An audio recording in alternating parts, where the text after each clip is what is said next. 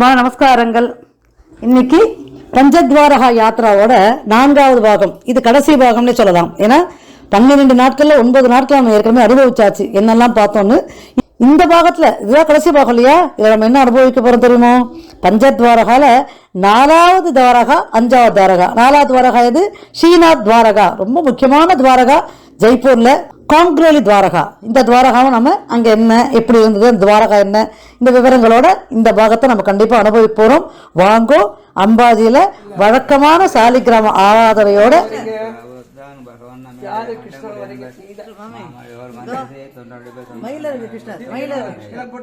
மயிலரகு கிருஷ்ணரா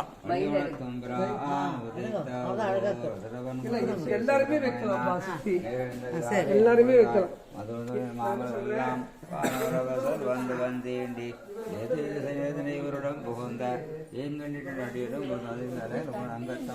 எல்லாம் முடிச்சுட்டு காத்தால 6 மணிக்கு நாங்க இங்கேருந்து கிளம்பிட்டோம். முதல்ல நாங்க பார்த்த இடம் எது தெரியுமோ? உதய்பூர். ஏன்னா அது வழியா தான் நாங்க ஜெய்ப்பூர் போகணும். உதய்பூர்ல என்ன இருக்கும் எல்லாருக்குமே தெரியுமே, பேலஸ், உதய்பூர் பேலஸ். ரொம்ப ஆச்சரியமாக இருந்தது. ரொம்ப அற்புதமான இடம். எல்லாரும் அந்த இடத்துலாம் பாருங்க.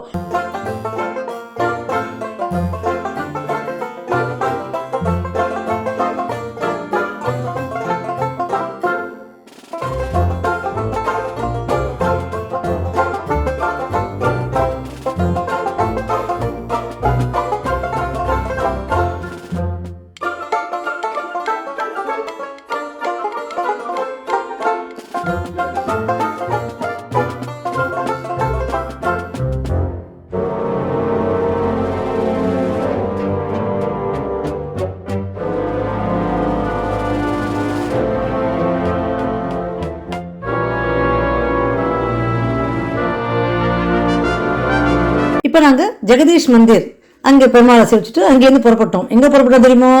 முக்கியமான திவ்ய தேசமான துவாரகதீஸ்வரன் கோயில் இருக்கக்கூடிய ஸ்ரீநாத் துவாரகா. இது வந்து 4வது துவாரகா. ஏன்னா ஏற்கனவே 3 துவாரகா நாங்கள் சேவிச்சுட்டு வந்துட்டோம். இது 4வது துவாரகா. இந்த துவாரகால அப்படி என்ன விசேஷம் கேட்டா, இந்த துவாரகை தான் விசேஷமே. ஏன்னா நம்மாழ்வார், பெரியாழ்வார், திருவங்கையாழ்வார், திருமசையாழ்வார், ஆண்டாள் எல்லாருமே ஒரு 13 பாக்களால மங்களாசாசனம் செய்யப்பட்ட அற்புதமான திவ்ய தேசம் தான் இந்த ஸ்ரீநாத் துவாரகா அப்படின்னு ஜெய்ப்பூர்ல இருக்கக்கூடிய ஒரு அற்புதமான துவாரகா. இது வந்து கோமதி நதிக்கரை இருக்கு இல்லையா, அந்த கரையில இருக்கக்கூடிய ஒரு புண்ணிய நதி இது. இந்த இடத்துல பாத்தீங்கன்னா கிருஷ்ணனோட பேரன் வந்து வஜ்ரநாபி அப்படின்னு ஒருத்தர் தான். 400, அதாவது இது வந்து சொல்ல பாத்தீங்கன்னா கிமு அந்த 404ஆம் நூற்றாண்டு அந்த காலகட்டத்தில் கட்டப்பட்ட கோயில். அதுக்கப்புறம் இது நிறைய இப்ப பார்த்தாலும் அந்த கடல்ல மூழ்கி இப்ப 16ஆம் நூற்றாண்டுல மேலை சாளுக்கிய பாணியில கட்டப்பட்டது. கிட்டத்தட்ட ஒரு இன்னைக்கு 2024 வச்சுக்கோங்களேன். இது 20ஆம் நூற்றாண்டு இல்லையா, ஒரு 16ஆம் நூற்றாண்டு, ஒரு 1500 வருஷத்துக்கு முன்னாடி இது புதுப்பிச்சிருக்கா. அதுலேருந்து புதுப்பிச்சு இப்பதான் நல்லா கட்டியிருக்கா. இதுதான் நாங்க இன்னைக்கு எல்லாரும் சேவிச்சுட்டு வரோம். நம்மலாம் இங்க போய் இந்த துவாரக கிருஷ்ணனை போய் பெருமாளா சேவிச்சுட்டு வரோம் இல்லையா, நமக்கு கோரிக்கைகளாகவும் இருக்கும். அது மாதிரி போவோம். ஆனா இங்க இருக்கிற அந்த துவாரக கிருஷ்ணனுக்கு என்ன தெரியுமா பண்றா? ஒரு நாளைக்கு 17 முறை அவருக்கு உணவு கொடுத்து மணிக்கு ஒரு தரம் அவருக்கு ட்ரெஸ் மாத்துறாராம். இந்த கேள்விப்படும்போது உங்களுக்கு என்ன தோணும்? இங்க இருக்கிற துவாரக கிருஷ்ணன் நமக்கெல்லாம் தான் பெருமாள். அங்க இருக்கிறவர்களுக்கு அவன் வந்து குழந்தை கண்ணன். அவ அப்படிதான் சொல்லுவான். ஏன்னா நீங்க போனீங்கன்னு வச்சுக்கோங்களேன், ஒரு 20 நிமிஷமாவது இருந்தா நிறைய ரொம்ப கூட்டம் இருக்கும். இந்த கூட்டத்துல இருந்தா அந்த பெருமாளை சேவிச்சுதான் வரணும். 20 நிமிஷத்துக்கு ஒரு தடவை கதவை சாத்திடுவா. இல்ல சொல்றேன் பாருங்களேன். இப்ப காத்தால நம்ம திருப்பள்ளி எழுச்சின்னு பாடுறோம் இல்லையா ஸ்ரீரங்க பெருமாளுக்கு. இன்னும் சொல்ல போனா நம்ம திருப்பதி பெருமாளுக்கு சுப்பிரபாதம்லாம் பாடுறோமே. இங்க இருக்கிற திருப்பள்ளி எழுச்சி பேர் என்ன திரும்போ? உடாபன் அப்படின்னு சொல்லுவா. உடாபன்னா என்ன? பெருமாளுக்கு திருப்பள்ளி எழுச்சி. பெருமாளை கண்ணா எழுந்துடா கண்ணா அப்படின்னு எழுப்புற மாதிரி. அதுல அந்த பெருமாளுக்கு என்ன திரும்ப பண்ணுவா? தங்கப்பல் குச்சி இருக்கு பாத்தீங்களோ, அதனால நல்ல பல்ல விலக்கி விடுவா குழந்தைக்கு. ஏன்னா குழந்தை நிறைய சாப்பிட்றது, குழந்தைக்கு பூச்சி வந்துடும்ல பல் தைக்காம இருந்தா, அந்த பல்ல அழகா விலக்கி விடுவாளாம். அதுக்கப்புறம் பாத்தீங்கன்னா எல்லாரும் நம்மலாம் காத்துல இருந்து என்ன பண்ணுவோம்? ஏதோ நீர் ஆகாரம் குடிப்போம். ஆனா இங்க இருக்கிற பெருமாளுக்கு அவன் என்ன திரும்ப கொடுப்பா? லட்டும் ஜிலேபியும் தருவா. நல்லா சாப்பிடுவார் பெருமாள். லட்டும் ஜிலேபியும் சாப்பிட்டுட்டு 7:30 மணி, ஒரு அரை மணி நேரம் தான், உடனே தீர்த்த பிரசாதம் அதுவும் அவளுக்கு அங்க குழந்தைக்கு தீர்த்தம் கொடுப்பா. இதுக்கப்புறம் என்ன திரும்ப பண்ணுவா? 8 மணிக்கெல்லாம் இந்த சக்கரை, பால், தயிர் இதெல்லாம் கொடுப்பா. பாருங்க, ஏற்கனவே ஜிலேபி நெல்லி சாப்பிட்டுருக்காரு. அது என்ன ஒரு ஜீரண பாலை, சக்கரை, பால், தயிர் எல்லாம் கொடுப்பா. அப்புறம் ஒரு அரை மணி நேரம் தான், திரும்ப கதவை மூடிடுவா. மூட்டு என்ன கொடுப்பா தெரியுமா? அப்பம், அக்காரம்னா அக்கார வச்சு சொல்லலையே, சக்கரை பொங்கல். நம்ம அக்கார வச்சு பால்லயே பண்ணுவாளே, அந்த மாதிரி பால்லயே பண்ணி அவருக்கு கொடுப்பா. அதே நல்லா சாப்பிடுவார். அதை சாப்பிட்ட உடனே திரும்பவும் இது ஒரு அரை மணி நேரம் தான், திரும்ப கதவை மூடிடுவா. மூடிட்டு நிறைய ஃப்ரூட்ஸ்லாம் கொடுப்பா பெருமாளுக்கு, விதவிதமான ஃப்ரூட்ஸ்லாம் கொடுப்பா. அதே நல்லா சாப்பிடுவார். நான் பாவம் குழந்தைக்கு கொடுத்துட்டே இருக்காளே அப்படின்னு பார்க்கும்போது அவருக்கு அந்த லேகியம் வேற கொடுப்பா. ஏன்னா அது ஜீரணம் ஆகணுமா, ஏன்னா இவ்வளோ சாப்பிட்டு இருக்கேன் குழந்தை, திருஷ்டி போடக்கூடாதுல்ல, அதனால லேகியம் கொடுத்து குழந்தைக்கு ஜீரணம் பண்ணுவா. இப்படி அந்த குழந்தைக்கு சாப்பிட்றது கொடுக்கறது, நல்லா அவரை தூங்க வைப்பா. நம்ம அதுக்கெல்லாம் காத்துட்டு இருக்கணும், அவரோட தரிசனத்துக்கு நம்ம காத்துட்டு தான் இருக்கணும், இருந்துதான் பார்த்து பெருமாளை சேவிச்சுட்டு வரணும். அவசரப்பட்டு நீங்க நம்ம திருப்பதி பெருமாள் மாதிரி 24 மணி நேரம் பாவம் பெருமாள் இருந்தே நமக்கு தரிசனம் கொடுக்குறாரு, அந்த மாதிரி இந்த கிருஷ்ணன் கிடையாது. இந்த கிருஷ்ணன் குழந்தை கிருஷ்ணன், இங்க இருக்கிற குழந்தை அவன். அதனால அவனுக்கு எப்போ முடியுமோ அப்பதான் தூங்கி எழுந்து வருவான். ஓ எல்லாரும் நிக்கிறாளா, சரி நாமளும் நிற்போம், தரிசனம் கொடுப்பான். திரும்ப உள்ள கதவை சாத்திடுவா, புதுசா ட்ரெஸ்ஸை மாத்துவா, நல்லா பிரசாதம் எல்லாம் கொடுப்பா, நல்லா சாப்பிடுவார், திரும்ப நல்லா தூங்குவார், திரும்ப எழுந்து வருவார், காத்துட்டு இருப்பா, தர்ஷனம் கொடுப்பார். இப்படிதான் அந்த தர்ஷனம் இருக்கும். அவ்வளவு ஆச்சரியமான திவ்ய தேசம். இதுல இன்னொரு முக்கியமான விஷயம் என்ன தெரியுமா, என்னோட யூடியூப் சேனல்ல ஏற்கனவே பக்தி மீராவோட கதையை போட்டிருக்கேன். நான் யாரெல்லாம் கேட்கலையோ எல்லாரும் இந்த பக்தி மீராவோட கதையை கேளுங்க, 2 பாகமா போட்டிருக்கேன். அந்த மீரா அந்த கண்ணன் இடத்துல எத்தனை பக்தி இருந்தா இந்த கண்ணன் அந்த கதவை சாத்தி இருந்தது. ஏன்னா இங்க இவளுக்கு விஷம் வச்சு கொள்ளும் போது அங்க பெருமாள் அப்படியே கோபப்பட்டு துவாரகிருஷ்ணன், அதாவது இந்த ஸ்ரீநாத் துவாரகிருஷ்ணன் தன்னோட கதவையை அடைச்சுட்டார். அந்த இடத்துலதான் இந்த பக்த மீராவை எல்லாரும் அழைச்சிட்டு போய் அவன் முன்னாடி போய் நிறுத்தின உடனே பக்த மீரா அவ்வளோ அழகா ஒரு அற்புதமான ஒரு பாட்டு, இதெல்லாம் என்னோட உபன்யாசத்துல போட்டிருக்கேன், கேளுங்க, 2 பாகம் கேளுங்க, ரொம்ப பிடிச்சிருக்கும், கண்டிப்பா உங்களுக்கு ரொம்ப பிடிக்கும். அந்த இடத்துல போயிட்டு அந்த துவாரகிருஷ்ணனை பாடி முடிச்ச உடனே ஆச்சரியமாக அந்த துவாரகிருஷ்ண கதவு திறந்து அப்படியே பக்த மீரா ஜோதி ரூபத்துல அந்த துவாரகிருஷ்ணனோட ஐக்கியம் ஆயிட்டான். அப்பேற்பட்ட அற்புதமான இடம் தான் இந்த திவ்ய தேசம். இப்போ இங்கெல்லாம் எல்லாருக்கும் கேள்வி வரும், என்ன நீங்க அங்கெல்லாம் போயிருக்கேன்றீங்கன்னு, போட்டோலாம் ஒண்ணு காணுமே அப்படின்னு. போட்டோலாம் இருக்காது, ஏன்னா இங்க எதுவும் எடுக்க முடியாது. இதுல இன்னொரு முக்கியமான விஷயம் இருக்கு. இங்க வந்து குச்சேலர் வந்து இந்த இடத்துல, ஏன்னா இந்த துவாரகிருஷ்ணன் இந்த இடத்துல தான் பெருமாள் அரசாண்டார். குச்சேலர் வந்தாருன்னு சொன்ன பாத்தீங்களா, ஏற்கனவே நான் போன பாகத்துல குச்சேலரோட சுதாமா மந்திரை பத்தி சொல்லியிருப்பேன் இல்லையா, அங்கேருந்து புறப்பட்டு அவள் எடுத்துன்னு வந்தாரு, அது இந்த இடத்துலதான் கொடுத்தார். இந்த இடத்துல கொடுத்து 2 படி அவளை போட்டு பண்ணி சுத்தமா ரொம்ப பெரிய பணக்காரர் ஆயிட்டார்.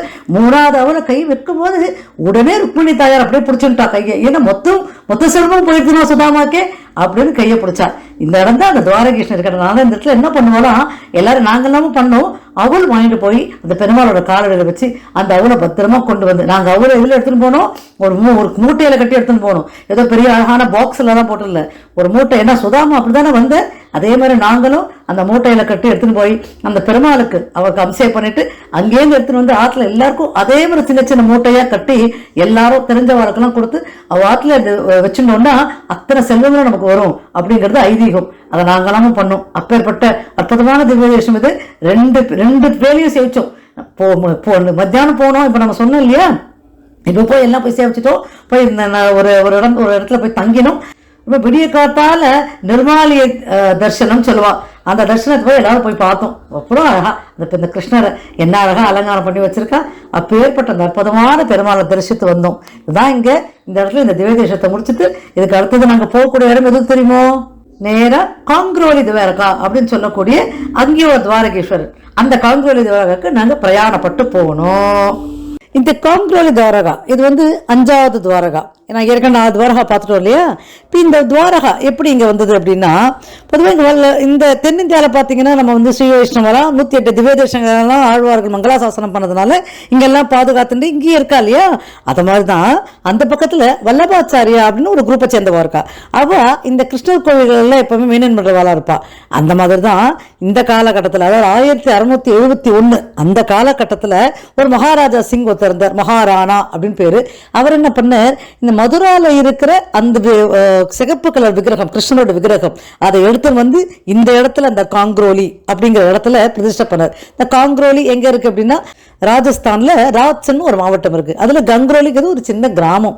இந்த கிராமத்துல தான் அவர் வந்து 1671 இதை பிரதிஷ்டை பண்ணார். இதுக்கப்புறம் அதுல கோயில் கட்டினார். பட் பொதுவாக நம்ம கேள்விப்பட்டிருப்போம் இல்லையா, நம்ம டிஸ்ட்ரிக்ட்லாம் நம்ம படிச்சிருப்போம், நிறைய இந்த முகலாயர் காலத்துல நிறைய கோயில்கள்லாம் அழிக்கப்பட்டிருது இல்லையா. அதை மாதிரிதான் இந்த கோயிலும் அழிக்கிற நெல்லில் இருந்தது. இந்த விக்கிரகத்தை என்ன பண்ணாங்கன்னா அசோதி அப்படின்னு அங்கேயே ராஜஸ்தான் கிட்டக்கையே இன்னொரு ஒரு மலை பறந்த இடம் இருக்கு, அந்த இடத்துலதான் இந்த விக்கிரகத்தை ரொம்ப பாதுகாப்பாக பிரதிஷ்டை பண்ணி வச்சிருந்தா, அதுக்கப்புறம் முகலாயர் ஆட்சி முடிஞ்சதுக்கப்புறம் இந்த அசோதிலேருந்து இந்த விக்கிரகத்தை வந்து இந்த இடத்துல பிரதிஷ்டை பண்ணி இப்போ இந்த 1980 தான் வல்லவாச்சாரியார் அவ வந்து முன்னெடுத்து இந்த அழகான கோயிலை கட்டி முடிச்சிருக்கா. இந்த கோயிலோட விசேஷம் என்ன தெரியுமோ, இந்த கோயிலுக்குள்ள நுழைஞ்ச உடனே இது வந்து ராட்சன் அப்படின்னு சொல்லிட்டு அந்த லேக் ஒன்று இருக்கு அந்த பின்பக்கமே, அவ்வளோ அழகான லேக்கு. அந்த இடத்துல தான் இந்த கோயிலை கட்டிருப்பான். அப்படியே கிருஷ்ணர் வந்து இந்த பிருந்தாவனில் கோபிகைகள், பறவைகள், அந்த இயற்கை காட்சியோடு நம்ம எப்பவுமே நமக்கு கண் முன்னாடி தெரியும் இல்லையா, அப்படித்தான் இந்த இடமும் இருக்கும். அங்கே போனால் அப்படியே கிருஷ்ணர் நேரில் அங்கே இருந்து எல்லாரும் சுற்றி அவரை சுற்றி இருக்க மாதிரி ஒரு ஒரு அழகான இயற்கை சூழலோடு இருக்கக்கூடிய ஒரு அற்புதமான திவ்ய தேசம் இது. ஏன்னா இதுவும் துவாரகா, பஞ்ச துவாரகால ஒரு துவாரகா இல்லையா, இது ஒரு அற்புதமான திவ்ய தேசம். இப்போ மங்களாசாசனம் ஆழ்வார்கள் சீனா துவாரகாக்கு பண்ணியிருக்கா அப்படின்னும் போது எல்லா பஞ்ச துவாரகாக்கும் சேர்ந்து பண்ணதான ஒரு நியமனம் தான் அது. அப்பேற்பட்ட அற்புதமான துவாரகா தான் இந்த காங்கோலி துவாரகா.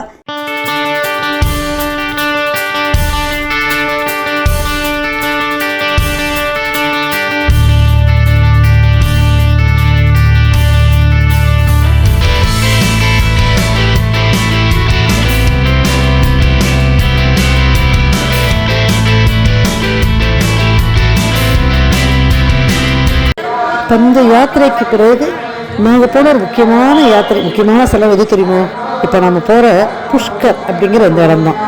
இப்போ இது புஷ்கர் அப்படின்னு சொல்லும்போது இது வந்து பிரம்மாவுக்கு ஒரே கோயில் தான். பிரம்மாவுக்கே எங்கேயுமே கோயில் கிடையாது இல்லையா. ஏற்கனவே சிவபெருமானாரும் பிரம்மாவுக்கு கோயிலே கிடையாது, சிவபெருமானருக்கு உருவமே கிடையாது. அதனால சிவபெருமானார் எல்லா இடத்துலையும் எங்கே உள்ள காட்சி கொடுக்குறாரு இல்லையா. அது பிரம்மாவுக்கு கோயில் கிடையாது. ஆனால் இந்த இடத்துல மட்டும் பிரம்மாவுக்கு கோயில் இருப்பதாக பாத்ம புராணத்தில் ஒரு ஐதீகம். இப்போ இந்த இடத்துல புஷ்கருக்கு இன்னொரு முக்கியமான ஒரு விசேஷம் உண்டு. என்ன தெரியுமோ, இப்போ 4 யுகங்கள் கேள்விப்பட்டிருக்கோம் இல்லையா, கிருதயுகம், திரேதாயுகம், துவாபரயுகம், கலியுகம். இப்போ இந்த கிருதயுகம் அப்படின்னு சொல்லும்போது அந்த கிருதயுகத்துக்கு உண்டான ஒரு முக்கியமான யாத்திரை ஸ்தலம் எதுனா நைமிஷாரண்யம். இன்னைக்கு கூட நைமிஷாரண்யம் போனீங்கன்னா அங்கே பெருமாள் வந்து காடு ரூபத்தில் தான் இருப்பார். அங்கேயிருந்து இதுக்கு நைமிஷாரண்யம் ஒரு திவ்ய தேசமாக இருந்தாலும் நம்ம அந்த திவ்ய தேசத்துக்கு போகும்போது வெறும் காடு ரூபத்தில் தான் பெருமாளை சேவிக்க முடியும். இந்த நைமிஷாரண்யம் தான் கிருதயுகத்தோட முக்கியமான யாத்திரை ஸ்தலமாக இருந்தது. அதுக்கப்புறம் திரேதாயுகம், ஸ்ரீராமச்சந்திரமூர்த்தி ஆண்ட அந்த திரேதாயுகத்தோட முக்கியமான யாத்திரை ஸ்தலம் எது தெரியுமோ, இப்போ நாம் சேவிக்க போகிற இந்த புஷ்கர் தான். இதற்கப்புறம் துவாபர யுகத்தில் குருக்ஷேத்திரம். ஏன்னா குருக்ஷேத்திரம் எல்லாருக்கும் தெரியும். ஏன்னா அதில் தானே பகவத்கீதை, விஷ்ணு சகஸ்ரநாமம் எல்லாமே நமக்கு கிடைக்கப்பட்ட அற்புதமான இல்லையா. தர்மத்தை ஸ்தாபிக்கணும்னு பெருமாள் அந்த இடத்துல தானே குருக்ஷேத்திரத்தில் தானே சண்டை போட்டு, அதனால அந்த இடத்துல குருக்ஷேத்திரம் தான் துவாபர யுகத்தோட முக்கியமான யாத்திரிக ஸ்தலம். இப்போ நமக்கு கலியுகத்தில் எது முக்கியமான யாத்திரிக ஸ்தலம் எது தெரியுமோ, கங்கை. அந்த கங்கை எங்கெல்லாம் ஓடுறாலோ அதெல்லாமே நமக்கு முக்கியமான ஸ்தலம் தான் அப்படின்னு சொல்லக்கூடியதான விசேஷம் தான். அதுலேயும் இன்னைக்கு இந்த புஷ்கர், இந்த இடத்துல இந்த பிரம்மாவுக்கு காயத்ரி, சாவித்ரி அப்படின்னு 2 மனைவியர். இப்போ காயத்ரி, சாவித்ரின்னு சொல்லும்போது பிரம்மா ஒரு யாகம் நடத்தும் போது சாவித்திரியை வைத்து யாகம் நடத்தணும் அவர் நினைக்கும் போது சாவித்திரி கொஞ்சம் தாமதமாக வந்ததுனால காயத்ரியை வைத்து அவர் அந்த யாகத்தை முடிச்சுட்டார். ஆனால் சாவித்திரிக்கு ரொம்ப கோபம் வந்துடுது. தன்னை விட்டுட்டு காயத்ரி மட்டும் வச்சுன்னு இந்த இடத்துல யாகத்தை முடிச்சாருன்னு. அதாவது என்ன பண்ணா, இந்த இடத்துல இவர்கிட்ட கோச்சிட்டு கொஞ்சம் தூரம் தள்ளி சாவித்திரி கோயில் ஒரு இடத்துல தள்ளி இருக்கும். இந்த இடத்துல இந்த பிரம்மாவோட இருக்கிறது வந்து காயத்ரி கோயில். இப்போ இடத்துல நிறைய படித்துறைகள் இருக்கு. அந்த இடத்துல போனீங்கன்னாலே உங்களுக்கு தெரியும். இந்த புஷ்கரில் இது வந்து அழகான ஒரு இடம். அது இந்த இடத்துல நதியில நீராடிட்டு அந்த இடத்துல படித்துறைகள்ல நிறைய பிரம்ம படித்துறை, அப்போ பிரம்மா வந்து யாகம் பண்ண அந்த படித்துறை, அதுக்கப்புறம் விஷ்ணு படித்துறை அப்படின்னு நிறைய படித்துறைகள் இருக்குது. அது ஒரு 2 கிலோமீட்டர் சுற்றி வந்து பார்த்தோம்னா நம்ம நிறைய படித்துறைகளை பார்க்கலாம். ஆனால் நாங்கள் போன போது மணி ஒரு சாயங்காலம் இருட்டுடுது. ஆனால் நாங்கள் என்ன பண்ணோம், அங்கே போன உடனே இந்த புஷ்கர் நதிக்கு பூஜை பண்ணிட்டு நாங்கள் அங்கேயே குளிச்சுட்டு அந்த புஷ்கர்லேயே குளிச்சுட்டு அதுக்கப்புறம் அந்த பிரம்மா கோயிலுக்கு போய் பிரம்மாவையும் சேவிச்சுட்டு அங்கேருந்து நாங்கள் புறப்பட்டோம்.